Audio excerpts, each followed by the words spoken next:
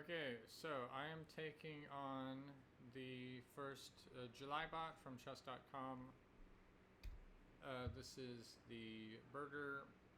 Birder's only 300, so pretty easy win. I've played him yesterday, and I would like to mention that they have some new features. So because I did beat him yesterday, I added a flare. The theme for July is the woods. So the flare is a little campfire. First bot is a birder.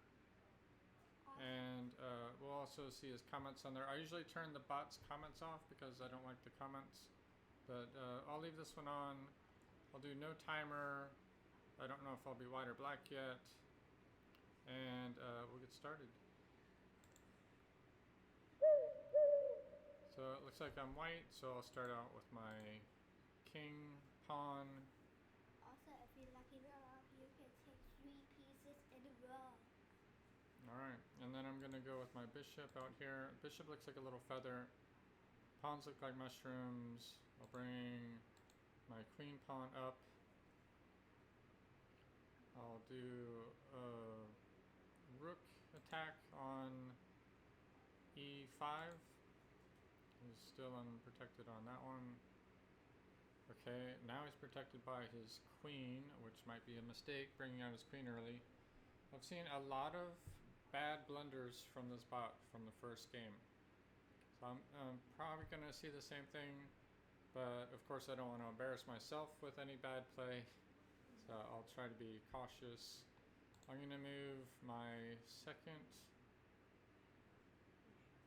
knight up here. I'm starting to ruffle my feathers. Okay. Yeah, same, buddy. You're also ruffling my feathers. So you got pawn chain farming. I'm going to go ahead and attack it.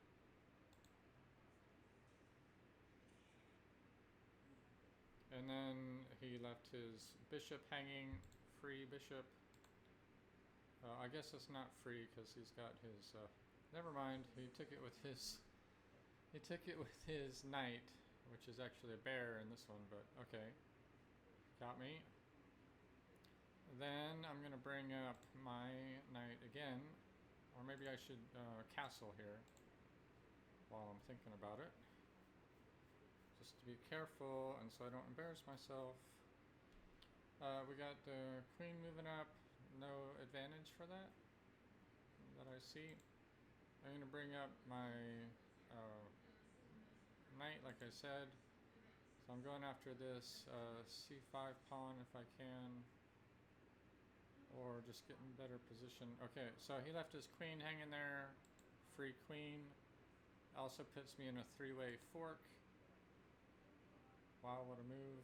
Okay, not a 3-way fork. Never mind. Okay, that's the second time I've gotten taken by the rook. So that's a bad sign for my skill level. But I'll finally take this center pawn. I've had pretty good control of the center. And then we got to get rid of this guy. He's caused me some problems already. Looks like he's moving his king up. Yeah. We'll see what he's doing. Meep Meep. Okay, Meep Meep is a roadrunner. I recognize that one. And then he's going to put my dude under threat here, which of course I don't want to be under threat, but also gives me a chance to do a revealed attack, because that's why I moved my rook over. Also, that is quite an accuracy. Yeah, so like my accuracy for this is not that great, but I'll do what I can to wrap up the game quickly. Of course, I'll just move my queen out, I think, or I'll move my pawn up, give him a chance to do something here. See if he can stupefy me with his brilliance. I'm going to move my rook up one so I don't get forked. So if he takes c2, I've got him. He's moving this guy into play. Old California Condor. Alright. And then I'm going to move his, hopefully move his knight out of my face. So he's got to find a place to go if he wants to not die. Which apparently he does want to die. And then from here, I'll get lined up on his king again. So his rook is no real threat to me there. Other than I can come up and take it if I want.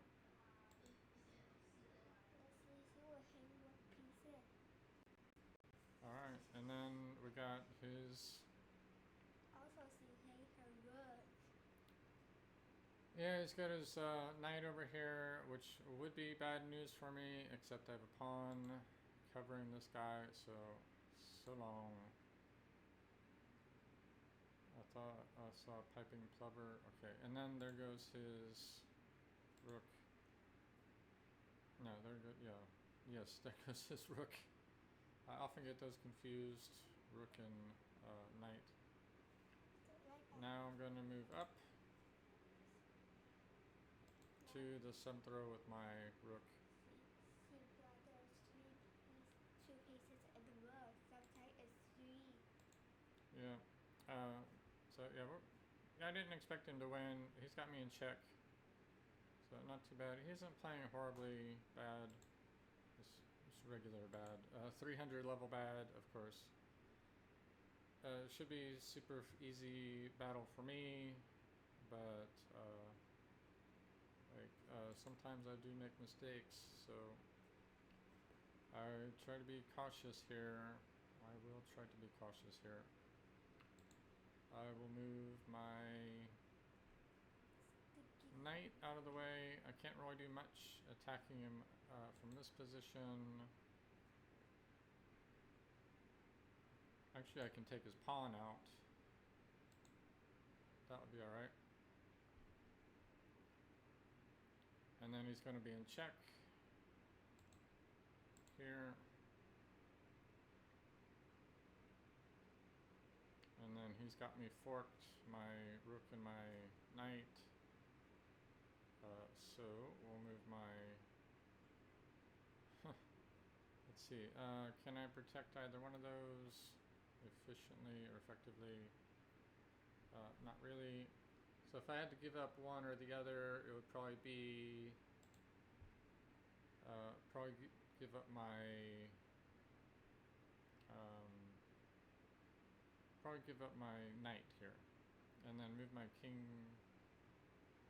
move my rook down, but he's not, oh yeah, he's okay there. So there goes, if he's smart, he'll take my knight. Okay, and then, let's see, is this the end of the game?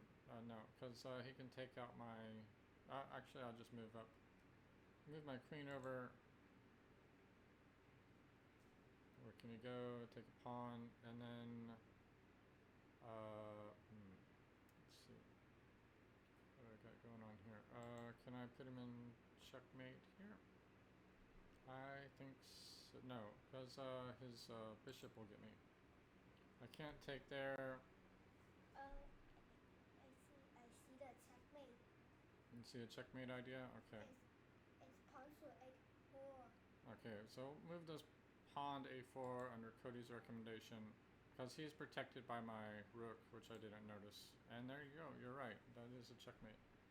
So another good thing they did with chess.com this month is they added this acorn count. So for each game you get acorns. So for the birder I got 5 acorns. Also, if you beat the second bot, you got less boards. Yeah, and then if you beat the second bot, you get 8 acorns and a new board, which matches the theme. If you beat the third bot, you get 12 acorns, which is how I got up to 25 at the beginning of the video, because I played the first 3 bots yesterday, and then now I'm up to 32, which doesn't quite add up, but I got 5 for that match. So there we have it. Pretty good incentive. It's a little bit similar to what Duolingo does, trying to incentivize people to play more. So for this month, I will definitely try for the 125 acorns. So good luck out there.